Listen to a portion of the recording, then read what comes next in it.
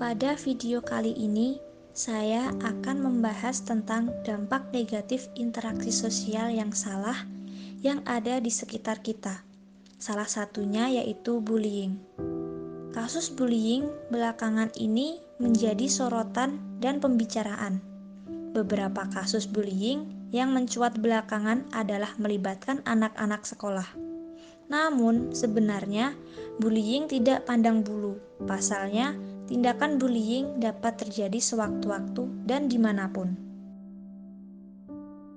Perilaku bullying merupakan tindakan atau perilaku negatif yang terjadi berulang kali sehingga membuat korbannya menjadi tertekan, terkucil, dan merasa tidak nyaman. Perilaku bullying dapat terjadi secara fisik, non-fisik, berupa tindakan yang semuanya dapat berpengaruh negatif bagi korbannya. Perilaku bullying dilakukan oleh pihak yang lebih kuat kepada pihak yang lebih lemah. Tindakan tersebut dapat terjadi karena didasari oleh faktor kepribadian pelaku bullying dan faktor situasional seperti lingkungan yang kurang baik. Bentuk perilaku bullying yang terjadi secara fisik berupa siswa menjepit teman, menendang, memukul, dan menjambak yang menyebabkan korban menjadi menangis. Sedangkan perilaku bullying secara non-fisik terjadi secara verbal dan non-verbal. Bentuk perilaku bullying secara verbal meliputi memarahi teman yang melakukan kesalahan sehingga menyebabkan perselisihan antar siswa, menyalahkan teman yang dianggap salah, mengolok-olok dengan memanggil teman dengan nama julukan, dan menyoraki teman yang melakukan kesalahan sehingga menyebabkan korbannya menjadi malu. Bentuk perilaku bullying secara nonverbal meliputi mendiamkan teman yang tidak memiliki teman, menjauhi teman yang tidak disukai, atau memilih-milih teman dalam bermain. Mengucilkan teman sehingga korban menjadi terbatasi dalam bergaul dengan teman di kelasnya. Mengacuhkan teman yang tidak disukai oleh kelompok tertentu. Memandang sinis teman yang tidak disukai dan mengancam teman yang dianggap lebih lemah dengan tindakan-tindakan seperti memelototi serta menunjukkan kepalan tangan sehingga korban menjadi takut dan terancam. Hal tersebut sesuai yang dikemukakan oleh Fitria Cakrawati. Dampak perilaku bullying bisa berkepanjangan, antara lain minder, malu, dan ingin menyendiri, merasa terisolasi dari pergaulan, kurang bersemangat, dan ketakutan.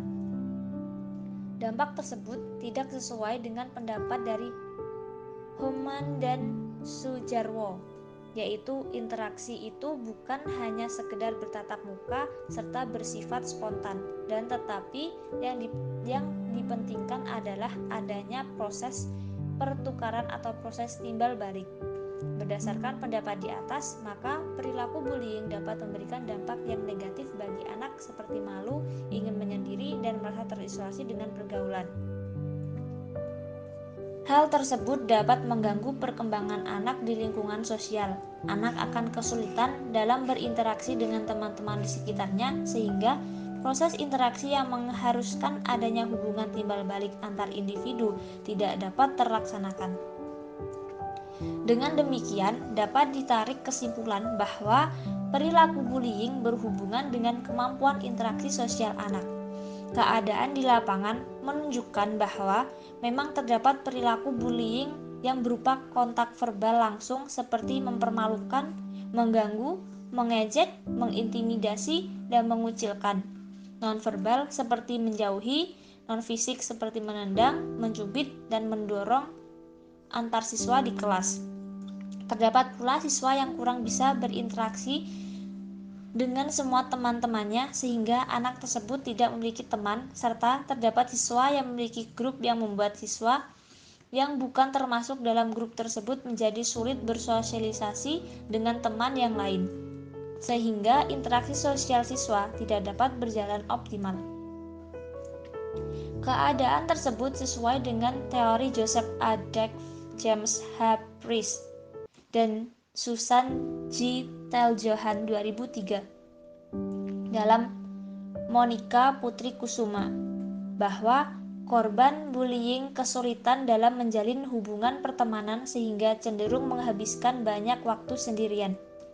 Perilaku bullying yang terjadi disebabkan oleh karena adanya perbedaan antar siswa seperti perbedaan kognitif siswa antara siswa yang pintar dan yang kurang pintar, siswa yang aktif dengan siswa yang pasif, siswa yang rajin dengan siswa yang cenderung nakal, adanya kelompok-kelompok bermain, atau terjadi interaksi yang pilih kasih antara siswa dengan membeda-bedakan teman, serta terdapat beberapa anak yang memiliki perilaku menguasai kelas sehingga teman-teman lain menjadi takut dan enggan untuk bermain bersama. Hal tersebut yang membuat siswa satu dengan yang lain kurang dapat membaur dan membuat korban bullying semakin terbatasi serta tidak dapat berinteraksi dan bergaul dengan baik di lingkungan sosialnya. Sehingga hal tersebut menyebabkan kemampuan interaksi sosial yang masih kurang.